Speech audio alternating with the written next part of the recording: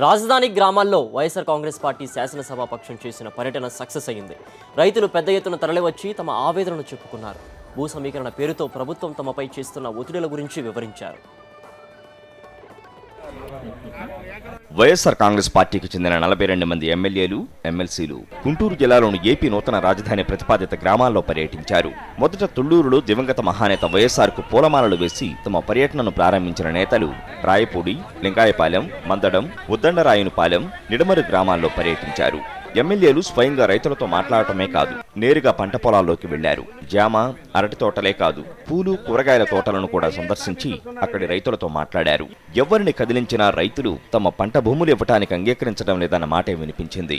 ప్రభుత్వం ఒత్తిడి చేసి తమ దగ్గర నుంచి భూములు లాక్కుంటోందని రైతులు ఆవేదన వ్యక్తం చేశారు. నా కుటుంబం మేమంతా ఆ కౌలులోనే జీవిస్తున్నాం. రాజధానికి ఇచ్చే పరిస్థితి ఉంటే రాజధాని రావటం మాకు మంచిదేనండి. రైతుల్ని ఇది పరిచి మంచిపరిచి న్యాయం చేస్తే మేము కూడా మా కౌలు రైతులు కూడా మాకు కూడా న్యాయం చేయాలని.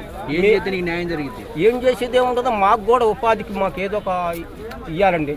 ఈ ల్యాండ్ పూలింగ్ ఏరియాలో మొత్తం ఒకేసారి 1,00,000 తీసేస్తా ఉన్నారు రుణమాఫీలో. కానీ దాన్ని ఊసేస్తట్లా జనాన్ని బెదిరించి మీరు జనాన్ని బెదిరించి మేము 10 లక్షలు బ్యాంకులో వేసి మీ భూములు లాక్కుంటామని వాళ్ళ ఎట్టాళ్ళు మాతాదులు అందరికీ ఇల్లు చెబుతున్నారు. మీరు గీయపోయారంటే 10 లక్షలు బ్యాంకులో వేసి మేము భూములు లాక్కుంటామని, మీ బ్యాంక్ అకౌంట్లో వేసి 10 లక్షలు వేస్తారంటే ఎకరానికి భూములు లాక్కుంటారని క్యాన్వాస్ చేస్తున్నారు. రైతులు పడుతున్న బాధలు, వారు పడుతున్న ఆవేదనను స్వయంగా చూసిన వైఎస్ఆర్సీపీ ఎమ్మెల్యేలు ప్రభుత్వ తీరుపై మండిపడ్డారు. తప్పకుండా జగన్మోహన్ రెడ్డి గారి నాయకత్వంలో అవసరమైతే ఈ ప్రాంతానికి జగన్మోహన్ రెడ్డి గారిని కూడా తీసుకొస్తాం. ఇక్కడ పొలాలు ఇవ్వమన్నటువంటి రైతాంగానికి పూర్తిగా అండగా ఉంటాం. చంద్రబాబు కాదు, చంద్రబాబు నాయుడు బాబు వచ్చినా కూడా ఇక్కడ పొలాలు ఇవ్వనటువంటి రైతుల దగ్గర ఒక ఎకరం కూడా తీసుకోలేడు. ఇలా రౌడీజం చేసి అందరినీ బెదిరించి భయపెట్టుకొని పొలాలు లాక్కున్నంత మాత్రాన రాజధాని కట్టేయగలము అంటే అది కరెక్ట్ కాదు.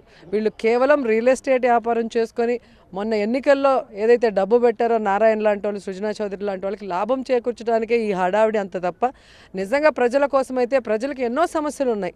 ఆ సమస్యలన్నీ కూడా ఇప్పుడు పక్కన పెట్టి హడావిడిగా ఇది చేయాల్సిన అవసరం కూడా లేదు.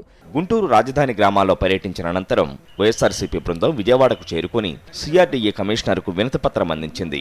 రాజధాని నిర్మాణం వల్ల భూముల విలువ పెరిగితే ఆ ప్రయోజనం రైతులకే దక్కాలని వైఎస్ఆర్సీపీ శాసనసభాపక్షం స్పష్టం చేసింది. రైతుల భూములను ప్రైవేటు కంపెనీలకు ఇచ్చి వ్యాపారం చేయడాన్ని ఒప్పుకోబోమని తేల్చి చెప్పింది. రాజధాని మీరు అక్కడ పెట్టాలని నిర్ణయం తీసుకున్నారు కదా, పెట్టండి. మాస్టర్ ప్లాన్ వేసి ఏ జోన్ ఎవరికోంది విడిచిపెట్టండి. కంట్రీలో ప్లానింగ్ ఎట్లా జరుగుతుందో అలా ప్లానింగ్ చేసి విడిచిపెట్టండి. ఎందుకు ధర రాదో చూద్దాం. అలాంటి మాటను మీరు వ్యాపారం చేయడానికి చేస్తున్న ప్రయత్నం అయితే వైఎస్ఆర్ పార్టీ అంగీకరించదు. ఇది ఒకరోజు 2 రోజులతో తేలేటువంటిది కాదు. అధికారులు ఎవరికి తప్పు చేయొద్దని మేము కోరుతున్నాం.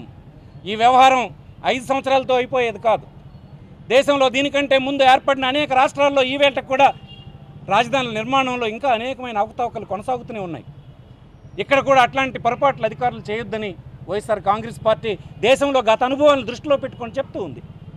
మీరు కూడా గుర్తుపెట్టుకోండి అన్నటువంటి విషయాన్ని ఈవేళ కమిషనర్ గారికి చెప్పాం, ఇతర అధికారులకు కూడా చెప్తున్నాం. రాజధాని గ్రామాల్లో వైఎస్ఆర్ కాంగ్రెస్ పార్టీ శాసనసభాపక్షం పర్యటిస్తున్నంతసేపు బాధిత రైతుల కళ్లల్లో కొండంత ధైర్యం కనిపించింది. రవీంద్రారెడ్డి, సాక్షి న్యూస్, గుంటూరు.